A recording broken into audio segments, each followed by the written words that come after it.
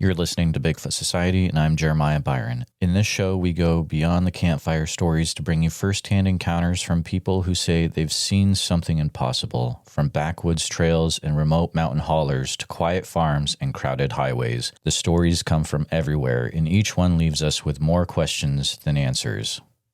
These are the voices of the people who've lived it, so settle in, because today you'll hear another account that just might change the way you see the woods forever. So stay with us. All right, Bigfoot Society, we got the privilege of talking to individual Anne, who I'd seen a comment on a YouTube video, and I had asked for her to reach out, and she actually did end up reaching out, and it's leading to a very interesting conversation that's about to happen. I've been waiting to talk to Anne for a little bit of time, and I'm glad that the time is finally here. But Anne, how are we doing tonight? Wonderful. The pleasure's mine. I'm glad that you called. Absolutely. It is. I think there's going to be a lot to this one, but Anne, I'm going to go ahead and let you fill in the details about what you would like the audience to know about your background, if anything. Okay. The topic is Bigfoot, obviously, or things like that, high strangeness. And so from a very early age, I'm about 53.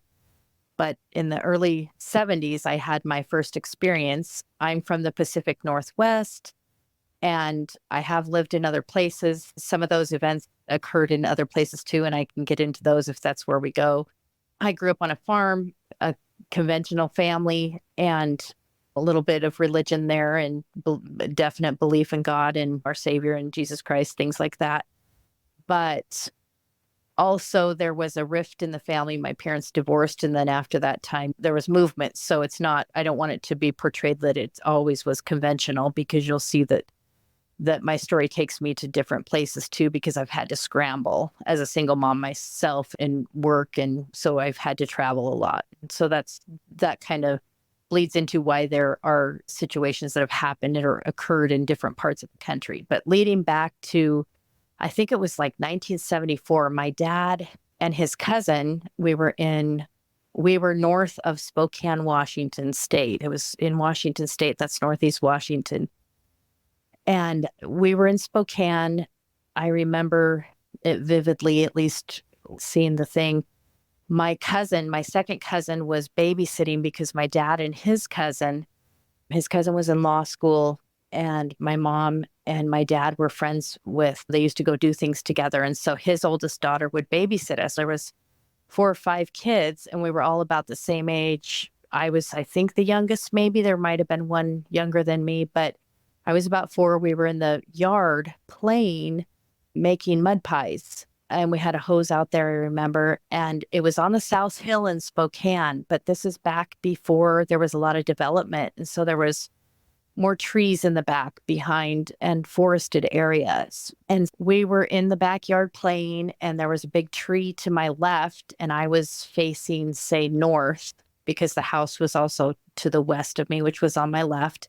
And then there was a big, huge tree, like a tamarack, because the Pacific Northwest is well known for those, even in backyards. And then we had this big mud blog or whatever we were playing in. And then the kids all ran in. So they ran inside, and I just remember lagging behind because I wanted to still make mud pies. I was having a grand old time, and I didn't want to go in. So I stayed out, and that was always curious to me, because it was like a point of separation that's talked about. The kids went inside, I was alone. And I'm sitting there making these mud pies, and I remember seeing something huge behind the tree. It like slid up behind the tree, and I just saw it like peripherally. And then it leaned out, and I remember seeing these huge eyes. It was huge. It must have been, I don't know, because I was so young, but it was very large and ominous. And I remember experiencing its presence. Like, it was formidable. It was scary. I was literally terrified. And it didn't have a normal expression on its face. Like, it wasn't friendly. It like looked at me like very intent. I just took off running into the house. I had to run past it, but I did I curved around, I swung wide, And I got inside and I had wet my pants, and I may have done more than that because I remember I got in trouble by the parents because they didn't have a change of clothes for me. And that it became about that. Like I never got that part out to them that there had been, not that I was very vocal at the age of 4, but I know that later on we had talked about it. My family's well aware that it happened. And my dad said maybe it was teenagers or something, but he had his own experience when he was 10, 60 miles north of Spokane when he was hunting, because back then they used to hunt really young, back in the 50s or 60s, whenever it was. And he's more open to these sorts of things than like maybe another parent or something. But my entire family knew that I had experienced this thing because I talked about it off and on after that. And then also after that, I experienced like right away, it was really weird. I would go to bed and my bed would shake. And then I would get these impressions like it was like mind speak, but it was like in unison. There was more than one voice, and it would be like, "We are going to get you," just like this chanting sort of stuff. It was so bizarre. And I would go into my parents' bedroom, I remember, and tell them I can't get rid of it. Oh, it's your subconscious. Oh, it'll be okay. It'll be okay. And then at the age of 8, I was baptized. And then I had just noticed that I had thought I grew out of it. But looking back later, I realized that was around the time that I never had those voices at night. So it wasn't like a paranoid sort of schizoid event or anything like that. It wasn't like that sort of development because it would only happen at night. And it would only happen when I was alone. So it's not I was hearing these voices or something. It's when I was alone at night in my bed, and then the bed would shake. And my dreams were terrible. It would be like I'd have dreams that big hairy creatures were coming after me, and that I would freeze in the yard, and I would drag my legs to the house, or I had to protect my little kittens or something, and I would be putting up these cardboard walls because the creatures would be coming through the walls. It was just always really night terrors and things like that. And then, like I said, when I got baptized, that sort of stuff went away. The night terrors, that sleep paralysis still came back off and on, but that mind speak stuff all went away. And I truly do believe that we have power and that sort of thing. So that's why I led into the whole that there was a religious background there. And some people don't believe that sort of thing, but just whatever your flavor is, whatever it is, that was mine, and it worked. And it worked for me, at least. That's how I feel about it. And then later on, as time went on, some weird stuff happened. There was another incident in Spokane, but it wasn't a Bigfoot. I saw. Go ahead. And before we get into that, and I know listeners are hating me right now, but we already talked before, guys, that there's gonna be campouts through this conversation because I don't want to just skip over what you just shared. And it was a lot that you just shared. And maybe we could chat about that for a little bit. Okay. Okay, cool. So that was back when you were 4 that you had your first visual. When you think of 4 or 5. Yeah. Okay. And when you think of that time, your memory that you have, do you remember it as it was this big like ape type creature, or it was a big like weird looking human type creature, or is there anything like that in your mind? And that's the confusion, because I wasn't sure that it was like a Bigfoot at the time, because it wasn't like a big hairy ape, but it was, if you could imagine the outline of one, you could still see its eyes and things like that. It was still there and tangible, but I was like, I don't know how to, the only other, I've seen one since, and it's the same thing, but this was more like a creature. It was more like, so hard to explain. I heard it explained one time on another podcast where this woman had come up through Wyoming, and she said that she saw one that was stretched across the highway, and it smiled at her. It had a big mouth, but she said it was like a weird color, like cream or something like that. I know that sounds weird, but that's what it was like. It wasn't your traditional. It was like, I don't remember so much like the hair or fur as I do that it was just this huge head and face staring at me. And then I saw the body out of the corner of my eye slide up behind the tree, but it was huge. And then when it came out the front part of the tree, its eyes must have been as big as baseballs. I don't know, I was 4 or 5. Yeah. But big, huge mouth, huge. I was going to ask you about it. So was it a drawn out mouth, or do you remember any specifics about the mouth? I think it smiled. Okay. Were you able to see teeth when it smiled? No. Okay. Interesting. And do you remember any other details of the face, maybe skin color? Or? I don't. What's got my memory messed up is that I saw it crawl behind the tree, up to the tree. And when it did that, it was a weird thing. It was a weird, not normal thing, the way it kind of crept up, like it glided up a little bit, but was on the ground, but it was really weird. And so that part of it, and then it leaning out, the eyes were big, the mouth, and it like looked at me like, I don't know why it didn't grab me. That should have come next. I was going to ask you, because there's a point where you had to run past it, but you made a wide curve, right? How did it react to it all when you did that run past? I was flight or fight. I had nothing. As soon as I saw it, it was like I got that whatever adrenaline dump and was gone. I mean, thank goodness. At least it wasn't to freeze. Yeah, it triggered me to shoot out of there. And I just remember it just head so fast into the house. Like there's no way I was sticking around. How soon after that did the hearing the voices and the dreams start? I would have to say right away, because my memories go back to that point. You know what I mean? And not a lot of people remember past 4 or 5, but I have memories back to 3, like when my mom brought home my little brother, who's 3 years younger than me. I remember when she brought him home, but I don't remember mind speak or anything like that. And it wasn't like mind speak, like it really wasn't having a communication with me. It was like somehow these voices, and there was numerous voices, were trying to scare me, and they were chanting. And it's just crazy. And it's nothing that I heard. Like no one else heard it. Our house was my dad was very protective. He's a Marine veteran.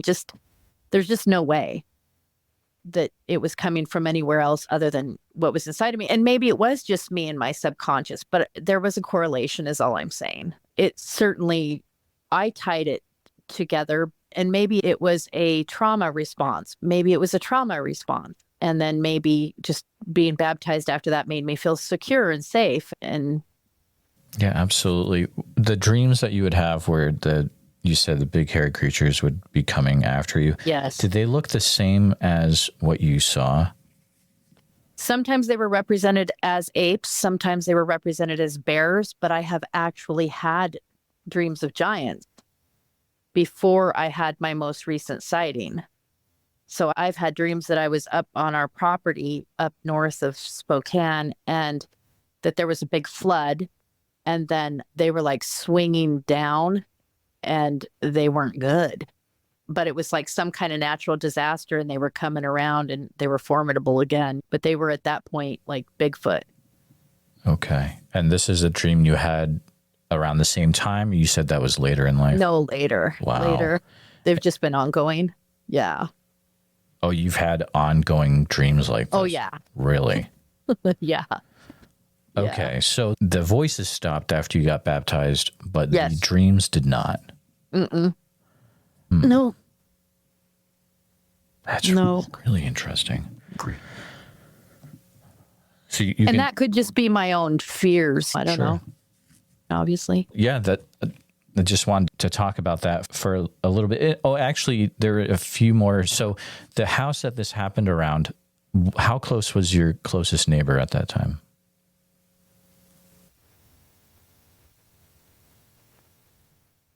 Behind us, I'm not sure because we were up on the south. Like right now, it's all developed. But I think it was just a regular neighborhood where there was forest in the back. It came in through the back. It came in through the back for sure. For sure it did. Because that's the way it traveled. But it was still a populated area. You didn't have to go very far to go to the Bing Crosby Theater or down the hill. But it was up high on the South Hill a bit. But it was just way back then, it just wasn't as developed. You didn't have your nice model homes that are up there now behind. There was just a lot of open area. Do you think your parents believed you at all when you would tell them what happened? Yeah, because my dad has had situations like I said, when he was 10, he was hunting in a swamp on our property, and he said he could feel a presence in there, and it scared him. And he left. He was hunting a deer in there in the swamp. It was a big area. And I remember riding horses by there before I even knew about what happened to him. But I rode horses when I was a kid, and I would always look at that tree line and think that Native Americans were in there watching me or something, because Native Americans used to battle on those grounds, but I don't think it was Native American spirits that were looking at me. I think it might have been something else. I don't know. Sure. So you said the same property? It not as what I saw in Spokane. This is a different property where there's just a lot of high strangeness in Washington State in general and Idaho. So, yeah. Very interesting. You're right. It did start right off the bat for you, but you're free to definitely let's continue with what happens next. Yeah. And I think that just opened me up to things. I just think that I knew it probably traumatized me greatly more than anything. And I just want to put that out there, that people that are running around looking for Bigfoot situations and things like that, they're unclean. I don't believe they're clean spirits. They don't seem to experience joy or love or whatever. I don't know. We don't get that close to them, but they certainly do like to instill fear upon you and terror. And they seem to have a little bit of jealousy too, but I'll get into that. They seem to compete or have a little bit of ego. And to me, those are all those wrong emotions that seems to be what they function on. And so I just don't think that I don't think they're beneficial to humans. I think we spend way too much time thinking about them, and I think people pursue them. Right now, they're a novelty. People make money off of it. But if you truly are experiencing them like how I experience them, and they play games, they manipulate, I'll get into that, but they can make you sick. Like I've been sick. I have been sick for days after being out in the woods with my dogs, after having one of them call out my dog's name or something like that. And I've been around them, hearing the weird noises and stuff. I'll get sick after that. And that's just not good. It's not good for you. But so just moving on, and I'll try not to, there's been some other weirdness that I've experienced, but I'll try to move forward. When I moved to Oklahoma, I lived for a couple of years in Tulsa, Broken Arrow, and I would run to the come and go or the gas station in the morning to exercise. And then I would run back, and I would have to run through these fields. And this one field had the round hay bales. And it also had the culvert area in there. And then there was a golf course close to it. But sometimes when I would come home, I would just know there was a dark thing that was standing by that hay bale, and I would never look straight at it. I kind of knew not to do that from the time I was a little one, and that happened. I knew not to look because I didn't want to know. I didn't want to know what I was looking at, and I would just go by. But then there was some violent tree shaking that was going on in the mornings, and so then I quit going at dark. I'd wait till the light came out, and so that there was more humans around.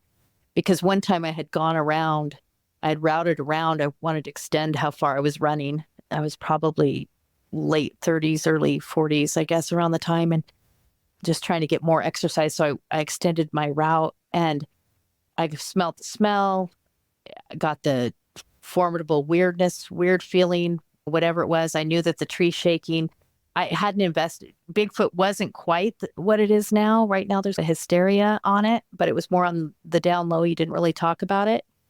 but I knew that there was something like that just because I had experienced it early in life. And sometimes there's things that just aren't explainable.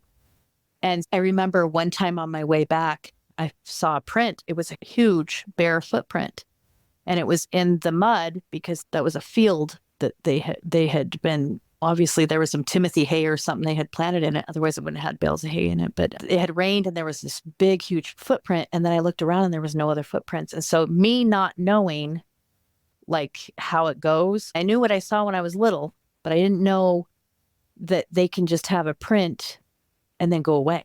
Like you can see just one print, and then there's no prints, no other prints. And that's what I saw. I saw one print, and then there was no other prints. And so I discounted it because I thought there's no other print. So that's not a Bigfoot. So I'll check that off.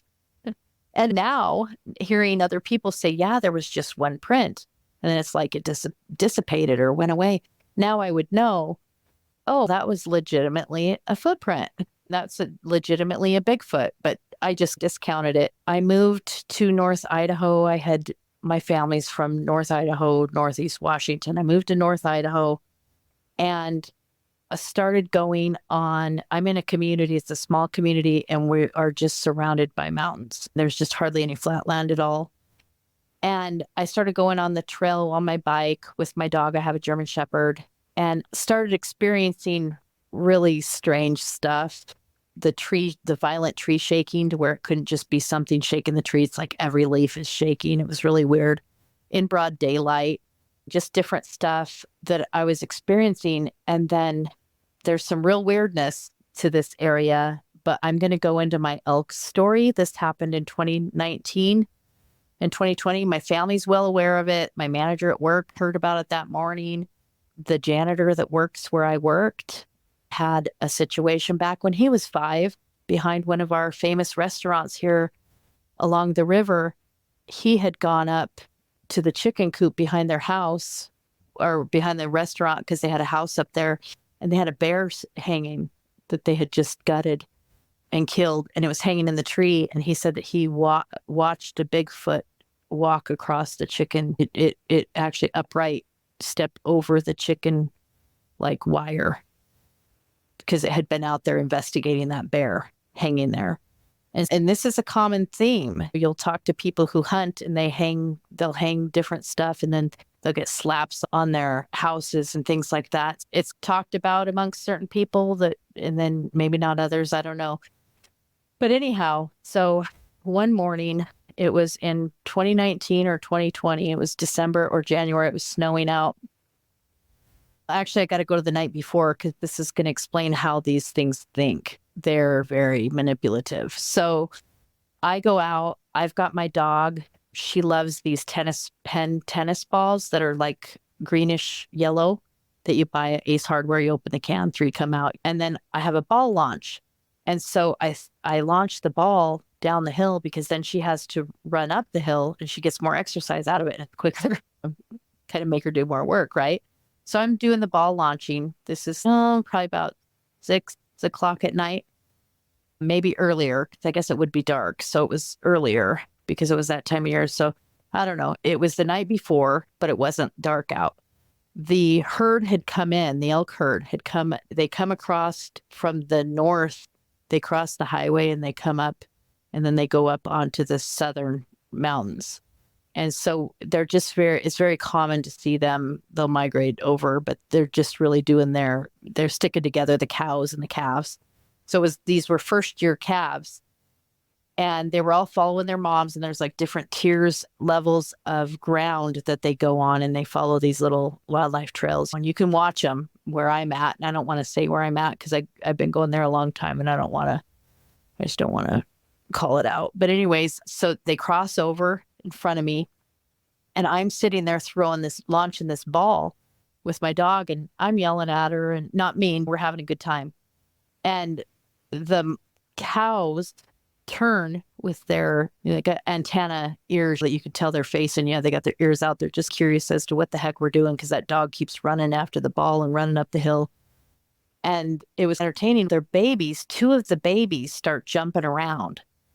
and playing. It was almost like watching Rudolph and reindeer games. It was so cute because the dog was jumping around and excited. And so the little calves, they were far away, but they could still see, and I could see them, and they're jumping around. I thought that is the most adorable thing ever, because I had incited like this joyful play in them, or I hadn't, my dog had. We together had done that. And I thought, wow, what a memory. So I posted on social media because it was so exciting for me. I was like, oh, these calves were playing. It was so cute. And just that they had responded like that. And then the next morning I went out because I had to go to work, and I wanted to take her out because she was home all day long. And I took her out early. It was about 7 a.m. And I hear this elk screaming. And she's to my north. These cows the night before had been to my south because they had crossed up and over the road. So this cow elk is just bellowing. She's screaming her head off. And they only do that if something's taken their baby. Like she wouldn't shut up. It was super loud. The other cows had crossed over, and they were doing it quickly. So they weren't like casually walking. So there was something down there, and I thought it might be a coyote or something. And I didn't know, but it was disturbing because they had just been playing, and I didn't know if it was one of those calves or not. Not to get too attached or anything, but that would have been a bummer. Anyways, I'm sitting there and I'm watching. I'm trying to see where the cow is screaming from, and I couldn't see it. But then there's these two big hills, and then there's a bridge that's on a trail, and this upright figure walks right across that bridge in between the two hills. And this is pretty far away. It's about maybe an eighth of a mile, maybe a quarter of a mile. I can't really measure it. I've shown my kids and stuff and where it's at and on a map and stuff, but I can't really measure it. But it's close enough to where I could see an upright figure walk across. I couldn't distinguish if it was a man or not, but it was a really tall, upright thing. And in the back of my mind, I thought, where's the baby calf? It wasn't holding it, so it was not a Bigfoot. I don't know why I thought that. I don't even know why I thought it was a Bigfoot. Probably because she's screaming her head off, and why would there be a human so close to her? Because it was coming from that area. And I was like, this is so weird. This is so bizarre. I didn't see clothes on it because it crossed over that so quickly, but I couldn't get a gauge on, I don't know, it's like it was right beyond it wasn't close enough to me to where I could get a gauge, and it went so quickly that I couldn't figure out what it was, but I knew that it was big. And so I got in my car and with my dog, and I drove down and through the field where you would have to see that person walking, and it's for half a mile and then half a mile the other way. There's no way in the amount of time that I raced down there that person could be gone within that period of time. You would still see them walking into town or away from town. Either way, I was outside of town, but you would have to see them on that trail because that trail goes for miles and it's open. And so I went down there and I crept down to the bank. And at that point, I'm not thinking it's Bigfoot. I'm thinking, I just need to see a guy. I just need to see a person. And I'm with my dog and there's no one there. And I go and I look for any footprints. There's nothing there. There was nothing there. It was snowing. There was snow out. So there should be prints unless he had stopped and hid up somewhere. You would see him. I could see back down to the bridge that he was on, but there was no prints. So something weird was going on. And I went back up towards my car because I'm trying to take all this in. Because when something like this happens, you have cognitive dissonance. You're like, okay, don't overthink this. What is this? It was weird. All of a sudden, I see this elk come running at me from 2 hills away. She comes barreling towards me and then she disappears. That's because she went down and then she came up the other hill closer to me and she's coming right at me. And she gets to be about 50 feet away from me. I can see the steam in her nostrils. All we have is like some weeds between us, but they have no leaves on them. So they're basically just sticks. I have nothing to protect myself. And my dog's not chasing her, and I don't understand what's going on. I don't want my dog to chase her, but I'm like going to get trampled. And so then in my mind, I'm thinking, okay, is this a bull? And then I'm like, wait, bulls don't lose their antlers until like April. This is December or January, whatever it was. It was winter. And so I'm like, this is a cow. And so she looks at me. She just keeps staring at me, trying to assess who I was or what I was. And then she looks back at my dog behind me. And then she turns back and chases off to the south. And just like she shoots over to the south, not where she had come from, but where the other ones were going. She was probably going to meet up with them or whatever. And I'm just sitting there scratching my head like I almost died. She almost trampled me. And then I thought, why would she trample me? Why was she after me? Why did she see an upright person walking and come after me? What grabbed her baby? And this is all true. I would take a lie detector. I swear to you, this is all true. This all happened and she was after me. And I saw an upright thing walk across the bridge, but I never saw the calf. But I will say this, and I have video of this. Every year thereafter, a cow will stand in that place right around there, waiting for a baby, like babies are getting taken. I don't know if there's coyotes and there's bear there too. You know what I mean? But it was a mother that her baby had gotten taken from her. And now this is going to sound really weird, but I went to work and I told my manager about it. And he was like, you got really lucky. And I know what that sounds like. I had to rescue a baby calf that was caught because they hunt around here. This is just the way it is.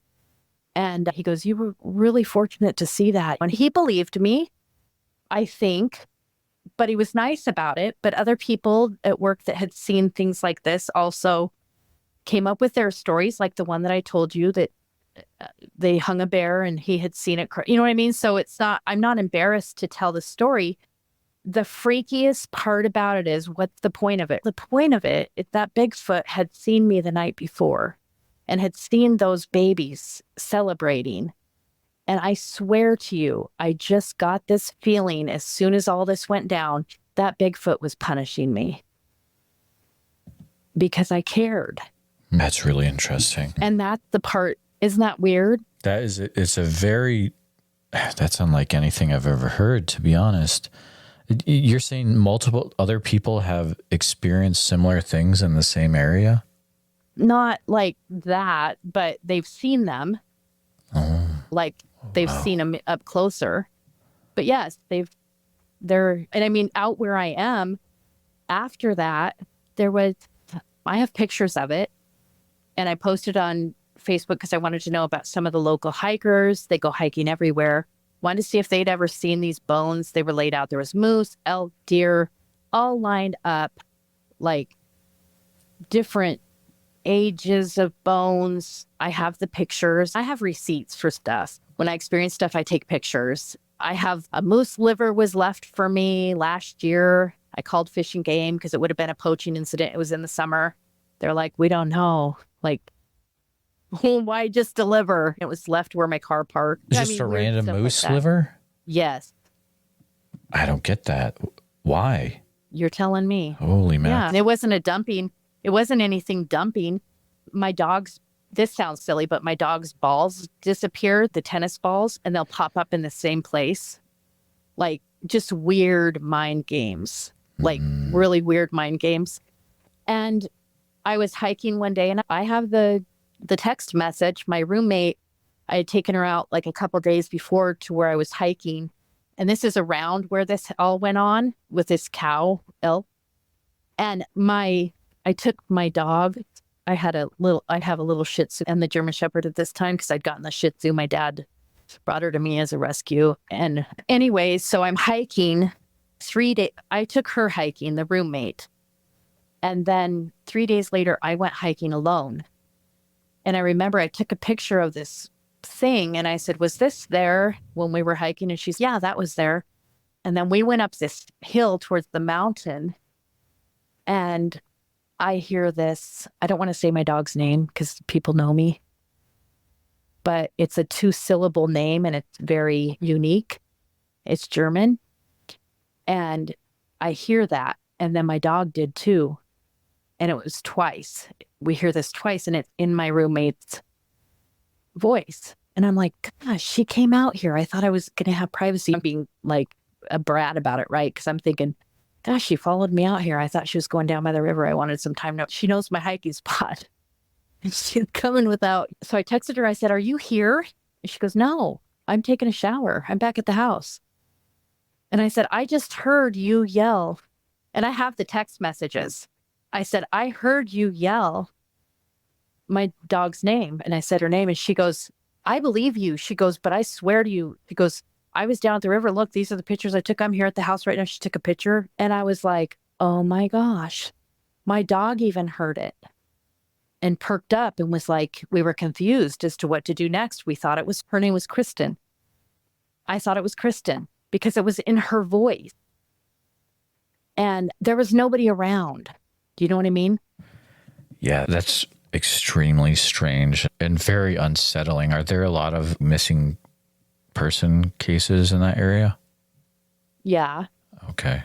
And probably we don't want to go into names for respect and also for privacy. Yeah, there's just high weirdness.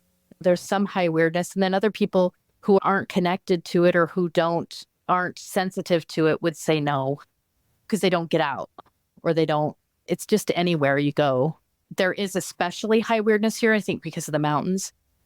That would be the correlation. I'd say there's more high weirdness here than there was where I grew up. Way more. This is like a mecca, but I think it's connected to the elk. I don't think it's anything else other than the elk. And I have a theory. They really want to manage animals. They really do. The Bigfoot too? Yeah. They think they are in charge. And I just believe that man was given dominion over all the creatures. I think they are competition. We're competition for that. And I don't even think they use the same parts of the animal that we do. It's really not competition. I think it has to do with different degrees of glory. I think it has something to do with things that are ancient, things that are beyond us that we don't know. I think it keeps our eyes on them when we chase after them or we focus on them. We're glorifying them, and that's what they're looking for. I think that they know ways that we don't. I don't think they're like necessarily all evil. You'll hear about some saving some. That's fine and dandy. Obviously, they're able to procreate, but I don't know that some people say that they see them and they look like they've lived forever. I don't know that they really can die. I don't know. And I don't know that they're all the way here either, but I know that they have supernatural gifts and I know they've been around for a while. And I know that like in the LDS or Mormon religion, and it's not talked about, but some of the apostles have seen them and talked about them, the early pioneers. They've written, it's in history. And so it's one occasion was like 1835. And I don't really want to get too much into that because I'm not trying to say anything about that. I'm just saying that there's things that have been happening for a long time. It's not just a recent thing, right? Oh, absolutely. And it's not just in the Mormon writings. There's multiple accounts in that time period, the 1800s, of wild man sightings all over the country. It's incredible. I know. Yeah, it is. But I think that I don't know. They just master things, but I feel protected. Like I know who I am. I know I'm like a child of God. I know that, you know what I mean? I know where I come from. I know I do have dominion over animals. I'm not out bow hunting elk right now, like alone. I'm not in fear, but I haven't camped for a long time. It does keep me, I'm careful. Right. And I have an underwater whistle that I blow. When they do the tree knocks, I'll notice there's a correlation to when they flush out deer. Like I heard a couple of years, maybe it was last year or the year before, I heard a tree knock when I pulled up to take my dogs out, and it was 1, 2, and then 3. And then I thought, okay, started walking back to my car. I was like, I'm not doing that. Well, obviously, right? And then I look up and this herd of deer got flushed out of the woods on the other side. And then they started running back up into the woods and they got flushed out again. And I'm like, are you kidding me? So you're hearing tree knocks right outside your house? No, this is just, it's about 3 miles away. Okay. It's 2 ridges over. Wow. Yeah, because take my dogs somewhere else to go running where we're not, because I'm in a neighborhood here. I'm right outside a mountain. I'm looking at a mountain right now, but there's some neighbors. So I don't have any situations around my house to speak of. I know the neighbor said that she saw someone in the garbage that was really big with a big hood that ran really fast, and I didn't ask any question. But other than that, and I have chickens and stuff like that, so I don't have any issues with them coming here. I don't have those issues, and I don't even want to really talk about it because I don't want to conjure anything up. No, I get you.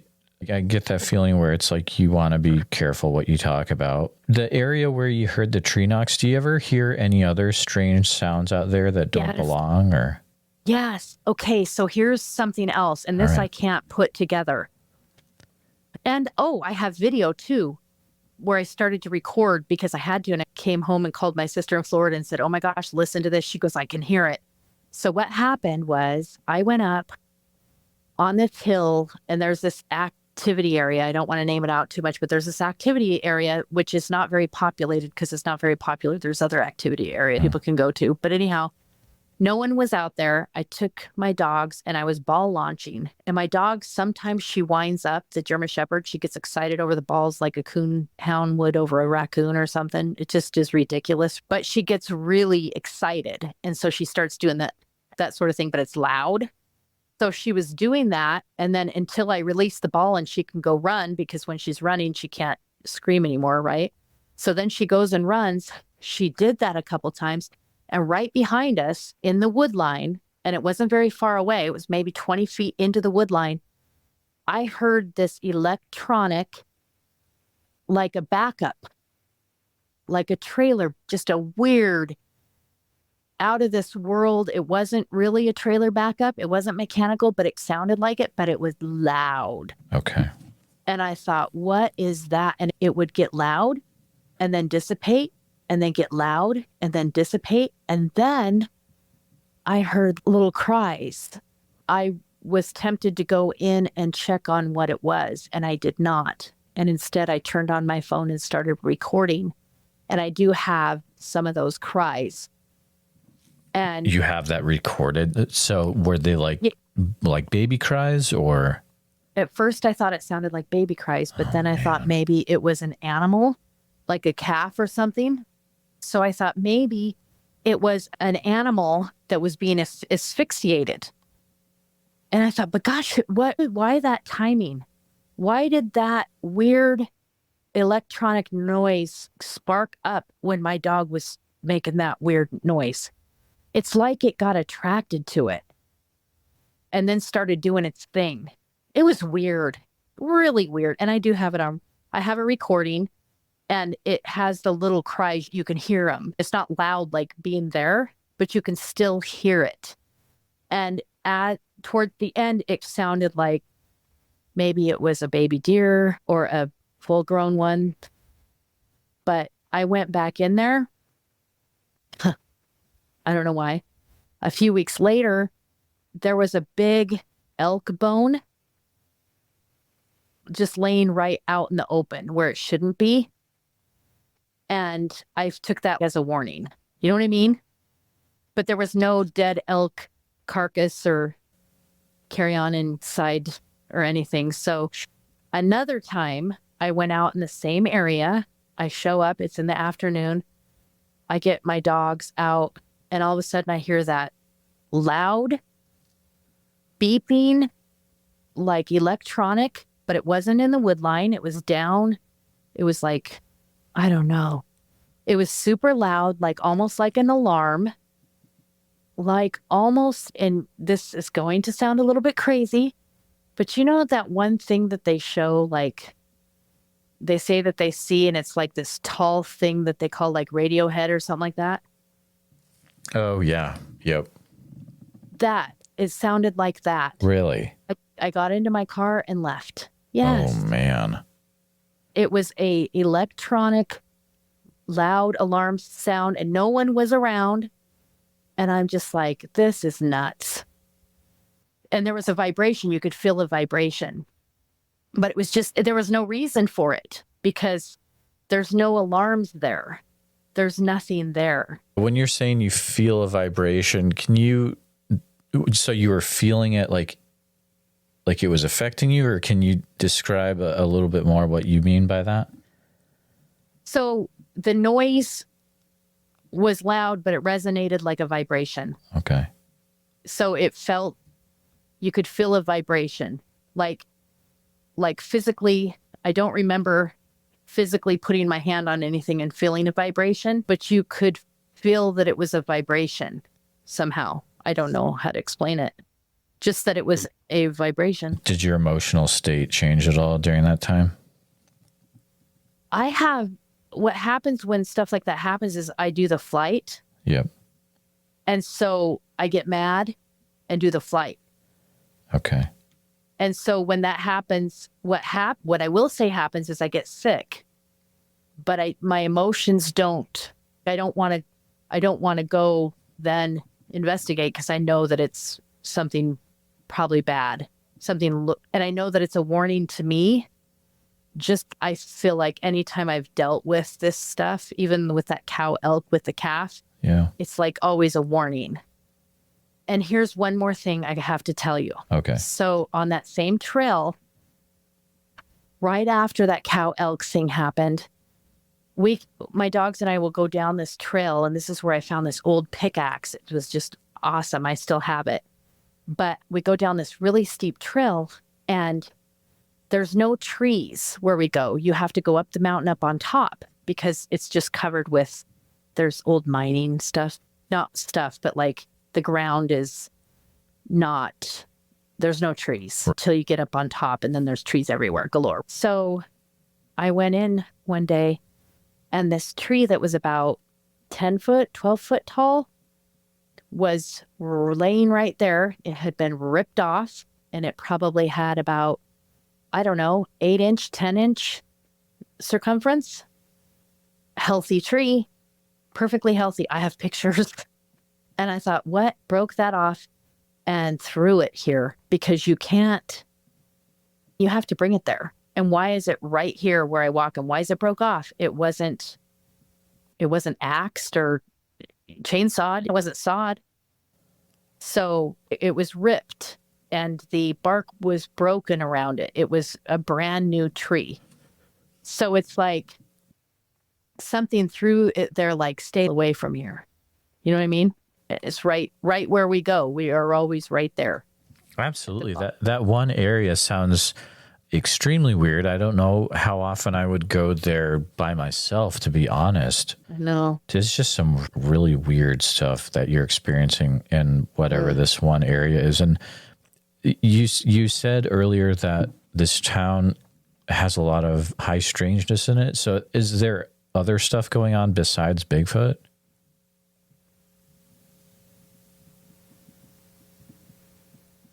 And if you don't want to get into it, I totally respect that, and we can move on. There's a lot of suicides. Okay. Gotcha. And one was just in the woods. Oh, boy. And it was a big deal. So just a month ago. Yeah. And it was a local pastor. Oh, dear. But I don't tie that to anything. I'm sure his family. So it was, but other than that, there's a lot of young suicides. And I don't want to speak for anyone else because there was also an incident which was weird.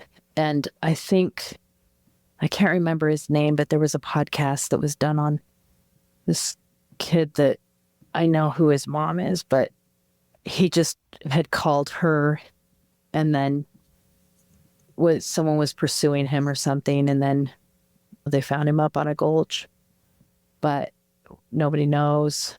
But then right before that, there was like 2 suicides, which were really odd type. That just sounds like it's more humans, bad behavior. Maybe if there was some sort of thing going on that wasn't. There's just a lot of speculation as to whether they were or not. But I don't know. I don't know those situations or if there's anything to those.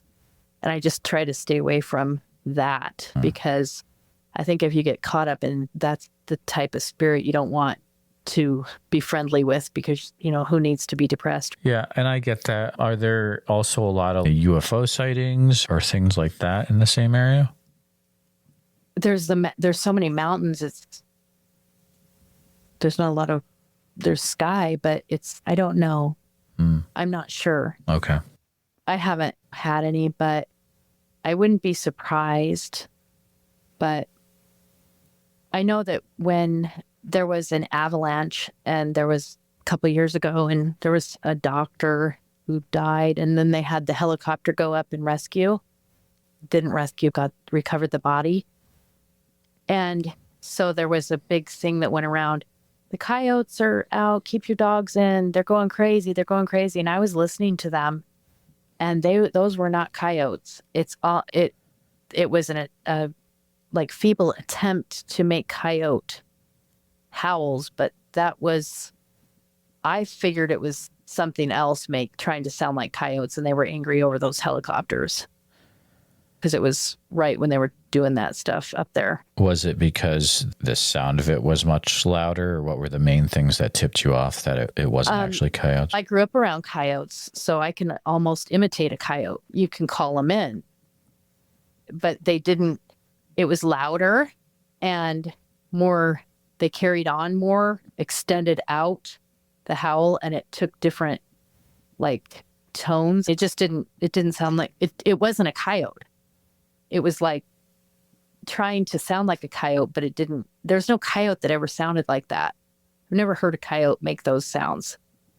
At some point, they sounded similar to a coyote, and then they would extend it out, and it would go too far, and then it would change tone. That's not a coyote. It's someone imitating a coyote, but it's too loud to be a person. You see what I mean? Yeah. It's hard to explain.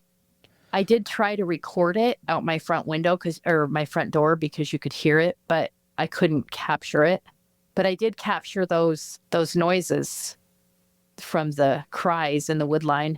And I just think that's really close to dogs and a person to be killing. If it was a predator, what are the chances it was killing something that was crying out like that close to me to where I could record it? You know what I mean? Or even another way to look at it is places like Southeast Alaska, they talk about how they hear cries in the woods, and it's a way that the hairy man is trying to lure people into the woods because they're going to see if there's a baby in trouble. And usually there's a woman involved.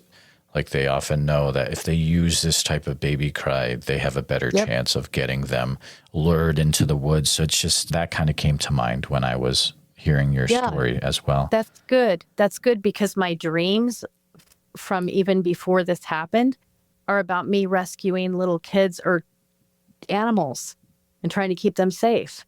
What is that about? And then I'm in the woods and these sounds come out, and you would think that I would go and rescue them, but I don't, because I don't trust. Because I saw one when I was young, and I know that they're there. I don't know what they are. I don't know how dangerous they are. I think that I think there's stipulations to their existence. I think that they're not supposed to mess with us. I truly believe that. I believe there's various degrees of glory. And I believe that we're here for a purpose, there for another purpose, and our worlds collide, but they're not supposed to mess with us. But I do believe they are jealous of us. And it's obviously not because we have wonderful skills, because they outclass us 100%. But somehow they are always trying to prove that they are in charge of the animals. And I don't know what that's about.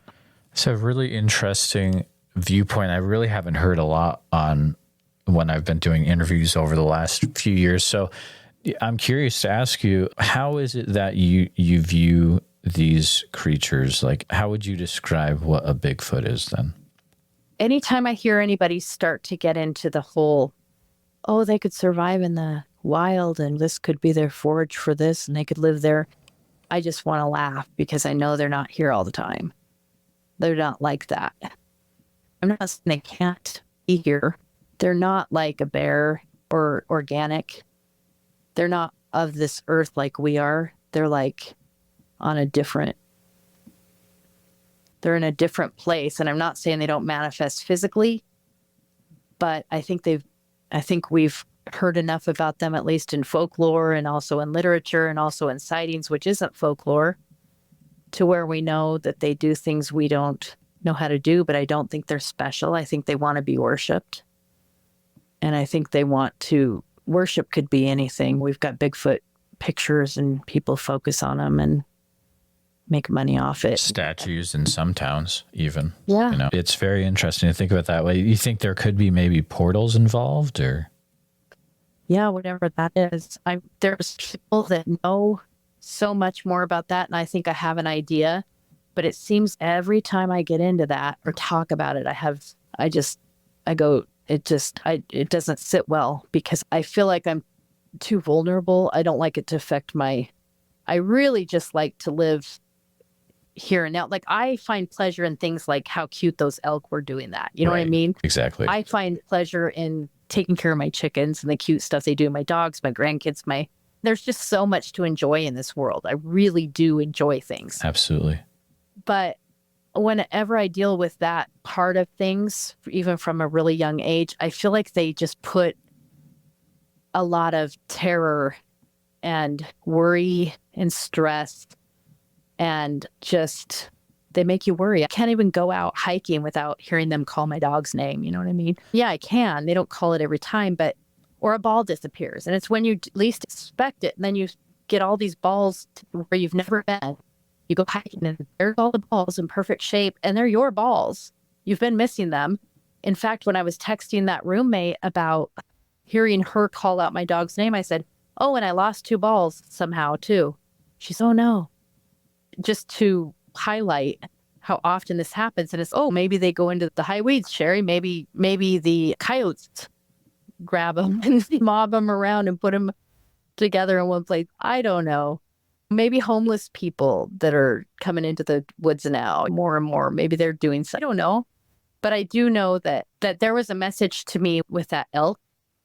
And there's been several messages to me. And the more experiences I have, it turns different.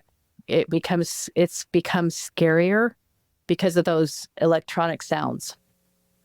And if I didn't have my dogs with me, I just don't think my cell phone and stuff like that.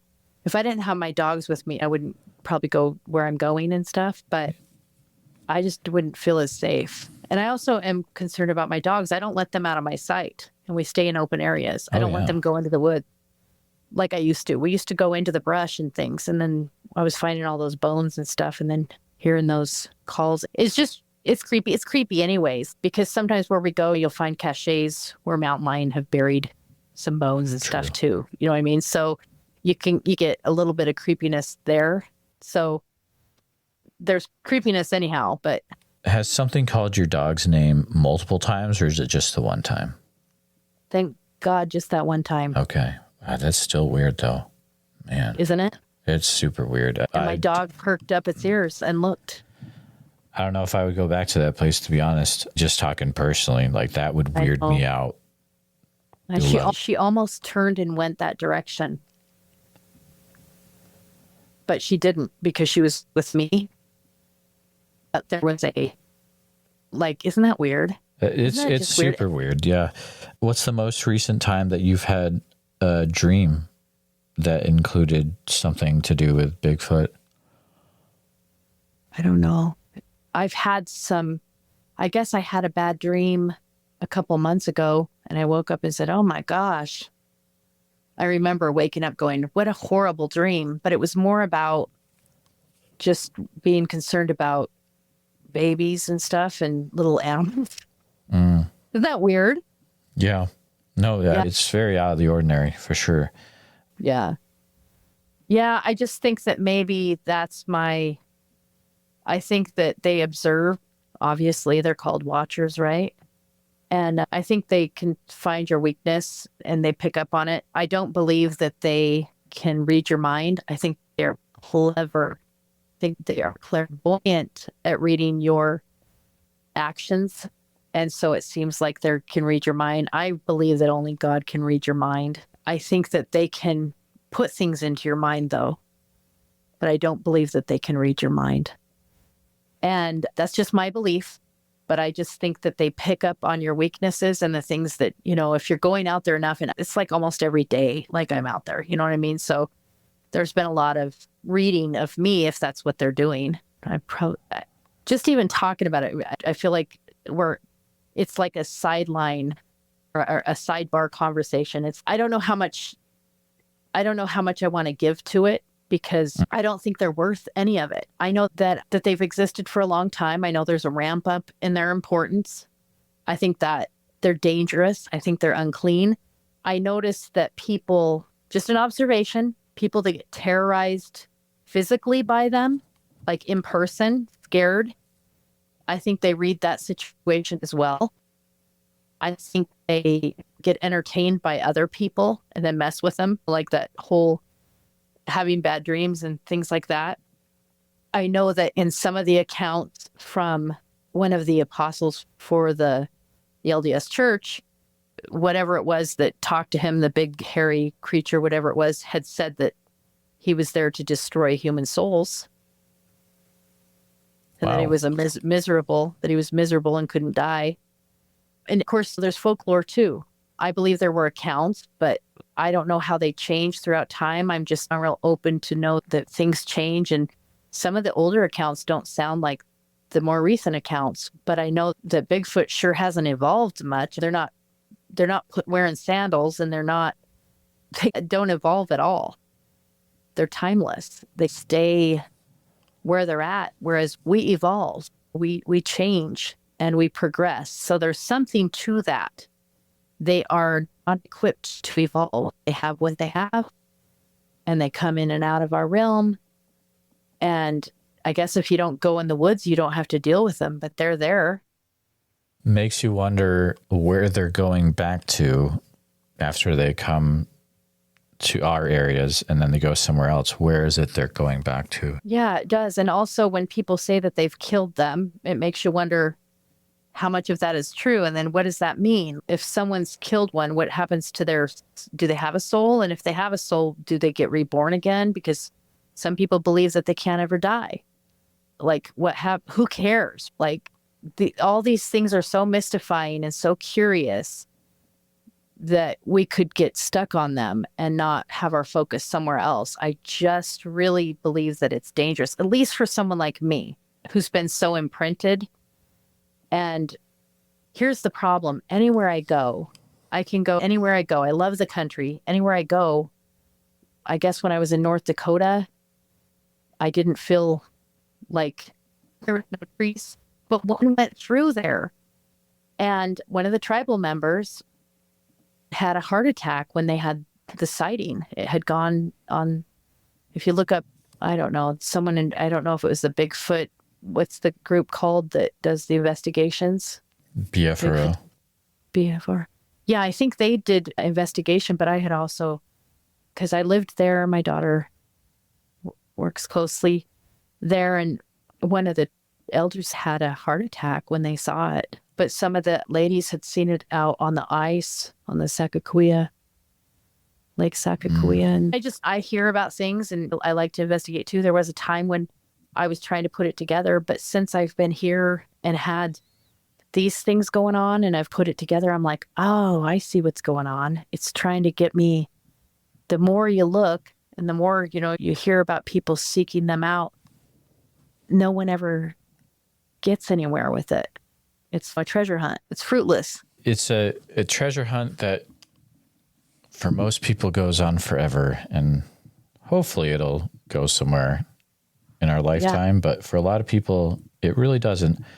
It can become all consuming. There's a few people that have said that. Has there been any reports in your area where they've been like particularly aggressive reports or just reports of more high strangeness?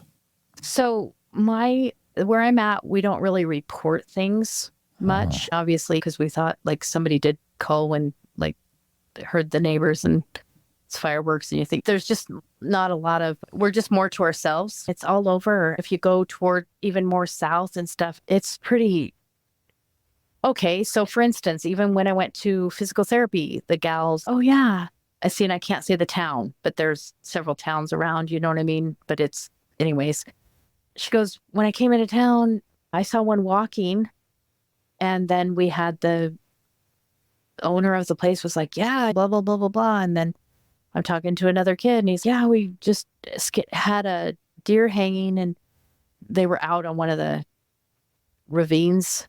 I don't want to give away where I'm at, but I probably have already. But anyhow, and the Bigfoot kept coming by and smacking, like I said, kept smacking their house and their vehicles and stuff because it was mad because they had this thing hanging out there. But it had been hunting season. Like, they don't like your trophy. They don't like you to hang it. You're not hanging it to show, but to them, that's what it is. It's almost like they put those bones out and line them up like they're the big trophy people. They're in control of the animal. No, you're not. And if you read the Bible, obviously, right, Genesis, it talks about, if you do tie it back to this mind, I'm not saying that they are Cain, okay? I'm just saying there's a certain theme, common theme.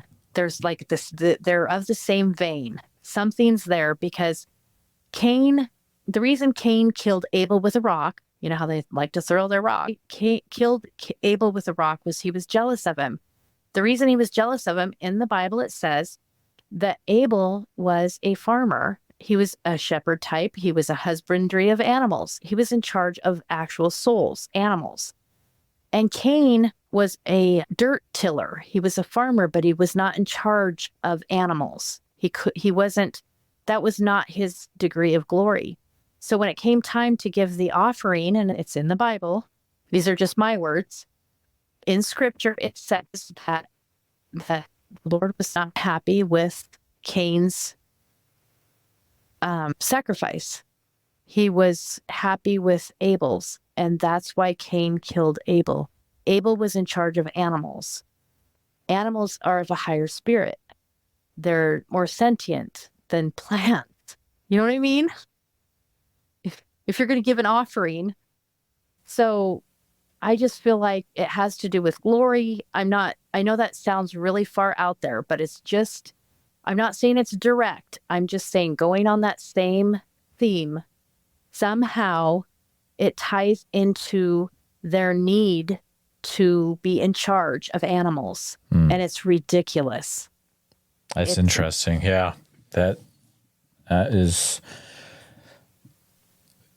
I hear a lot of different theories on this show, and I would have to say that is a very unique one. It's interesting to think about, though. I've talked to another guy from this area, and there's some weird stuff that goes on in up where I think we might be talking. But, and this has been a really interesting chat about, I feel things are going to continue to happen in your area.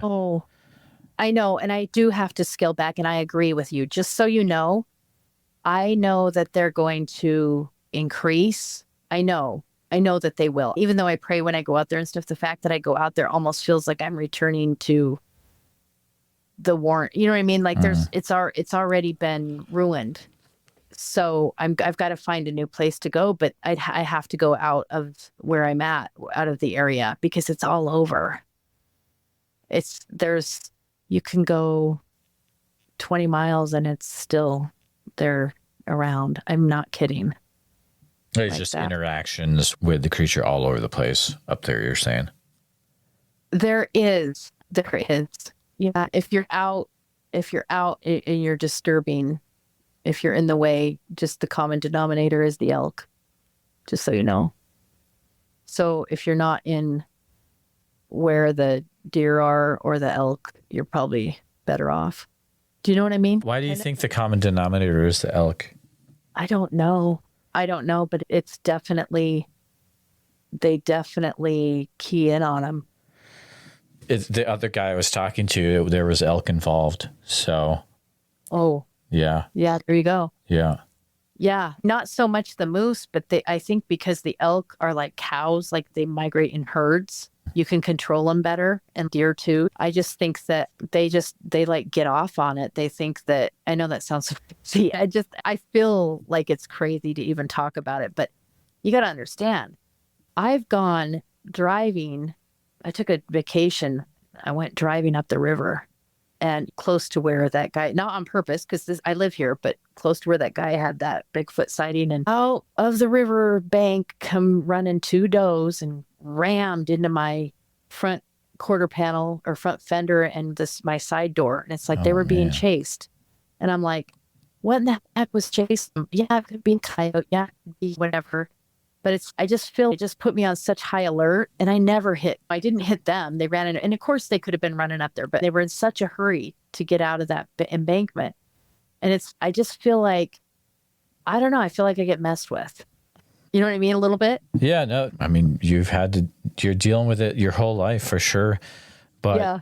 Anna, I'm glad we talked tonight, and please keep me in the loop with if things continue to happen with hearing weird sounds or just out of the ordinary things. Yeah. I'd be interested to know if it continues to happen. But yeah, I will let you know. Thank you so much for coming on tonight. Yeah, you bet. Thank you for having me. Take care. Before we wrap this episode, I want to say something directly to a very specific group of listeners. If you're in the military, any branch or forces, and if you've seen something that no one can explain, or if you're a national park ranger or forestry worker who's been told to stay quiet, or if you're a pilot who's seen something strange down on the ground, or if you're with the FBI, a federal agency, or working intelligence, and you stumbled upon something you're not allowed to talk about, and if you're a firefighter, paramedic, or search and rescue responder who's heard screams or found tracks that didn't make sense, if you're in the logging industry, on a remote oil field, or a trucker with government contracts, and you've had something happen that you've never told a soul, and if you're a biologist, a wildlife specialist, or a field researcher under contract who has found evidence you're not allowed to report, if you're a pastor, a missionary, or someone on a spiritual retreat, and you saw something that shook your faith, or if you work in the shadows, CIA, NSA, or anything with clearance, and you've seen what the public hasn't, then I want to talk to you. Even if it's anonymous, you can reach me at bigfootsociety@gmail.com. The world needs to hear what you've been forced to carry alone, and you're not alone. You've got the story. We've got the mic. See you in the woods.